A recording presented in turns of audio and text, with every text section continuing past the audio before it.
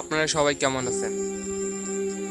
আল্লাহ পাক বলেছেন, তোমাদেরই বিজয় হবে, তোমরা দুর্বল হইও না। আসুন এই সম্পর্কে হযরত মাওলানা আদনান হুজুর কি বলেন। আমরা আল্লাহকে চিনি। আল্লাহ পাক বিজয়ের শর্ত দিয়ে দিয়েছেন। আল্লাহ পাক বিজয় দিবেন এটা বলে দিয়েছেন, কিন্তু বিজয়ের শর্ত দিয়েছেন। আল্লাহ পাক একটা সূরাতে বলছেন যে ওয়ালা তাহিনু, তোমরা হীনবল হইও না। কাদেরকে বলছেন? আমাদেরকে বলছেন তোমরা হীনবল হইও না। হীনবল বুঝেন, মানে দুর্বল হইও না। ওয়ালা তাহজানু, দুশ্চিন্তা করো না, টেনশন করো না, উদ্বিগ্ন হইও না। ওয়া আনতুমুল আ'লাউনা, তোমরাই বিজয়ী হবে। তোমরাই কি হবে? ইন কুনতুম মুমিনিন, যদি প্রকৃত মুমিন হও তবেই। বুঝাতে পারলাম ভাই?